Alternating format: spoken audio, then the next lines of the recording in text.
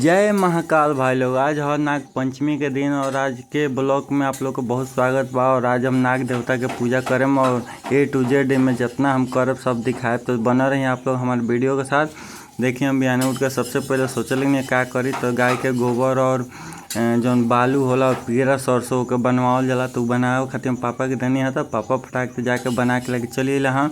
और मौसम रिमझिम बारिश होता, बनावला के बाद जाके पेंटिंग बनावल जाला, मतलब लकीर खींचल जाला घर पर द्वार पर जहाँ जहाँ मतलब अपन जगह बाउजा जो बनावल जाला पेंटिंग। तो देखिए हमारे घर के आगे इतना शानदार पेंटिंग बन गई बा और पुरानका घर पर पूरा बन गई बा। ओकरी बाद हम देखते हैं तल धूर दे भाई पतई तूर तला कोहड़ा के हमको नहीं का हो जाता है। हमरा के गोबर जौन बनवा के बा तौन चाहिए और दूध चाहिए। तो सुमित धान दिलिया के दूध और दे दिले हैं। तल हम आगे बढ़नी है तो गैया के बछवा कहता कि हमरो ब्लॉग बनाओ, हमरो फोटो खींचो। तो एक जैसे ब्लॉग बनौनी है तो लेके माई हला कर लगल है। तो एक माइयो कहनी ठीक बा तोरो को ब्लॉग में शामिल कर तनी है, दोनों को ब्लॉग बना के। और एक और ध्यान गल तो बखारी पर कुछ फूल लौकल। फिर हम अपने घर के आगे बढ़नी है और बारिश के मौसम बा तो एकदम किचिर पिचिर भइल बा। थोड़ा थोड़ा एक जरूरियो रहला। आगे बखार पर गनी देखते हैं सब बखार पे एकदम पेंटिंग मस्त बन गई बा, सांप बन गई बा, चक्कर बन गई बा, फूल बन गई बा। तेके लेके हम कहनी सीधा। और मौसम हम दिखाए तनी आप लोग के, आज के मौसम इतना सुहाना बा और इतना शानदार एरिया के व्यू बा। तो भाई लोग हम सीधा अब नहाए चलते नहीं, नहाइला के बाद हम आप लोग को दिखावत नहीं क्या होता। तो हम नहाए पहुँच गए। अब देखिए जहाँ हम लावा जो चढ़ल सांप महाराज के नाग देवता के, तो लावा इजा तैयार होता और भुजा गई बा। इनमें से छटाई बिनाई चालू बा और एक प्लेट में साफ लावा एकदम धल जाता, जौना के दूध में मिला के और चढ़ावल जी आगे आप सबके दिखावते हैं। तो वीडियो में बना रही।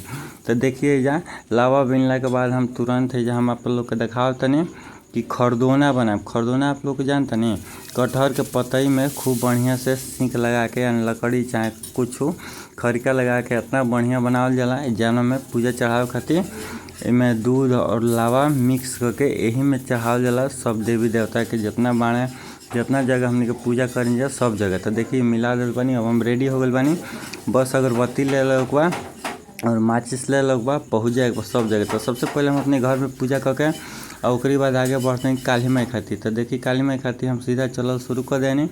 अब हिजा से मेन रोड पर आ गए बनी। अब हिजा से हम चलम काली माई तक। देखिए हम ब्लॉग में आप लोग के हमके थरी हम का लौका था, कमेंट में बताइए आप लोग के पूजा के चढ़ला यही चढ़ला कि ना, यह सब चढ़ला कि ना। काली माई के लगा हम बढ़त हैं धीरे धीरे और कुछ लोग पूजा करके आवतो बा। तो देखिए जब हम काली माई के द्वारी पर पहुँच गए बानी और जैसे काली माई के द्वारी पर पहुँचनी है तो देखते नहीं कि अंदर पहले से एकदम मार चढ़ल बा, पूजा पाठ होता। तो हम का कहनी बहरवे 2 मिनट रुक गई हाँ।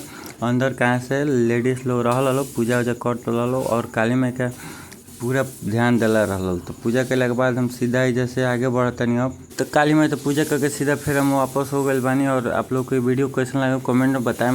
आप लोगों के नाग पंचमी के बहुत बहुत बधाई। अगर वीडियो को लाइक कर दी, शेयर कर दी, कमेंट करें और हमारे यूट्यूब चैनल के भी सब्सक्राइब करें।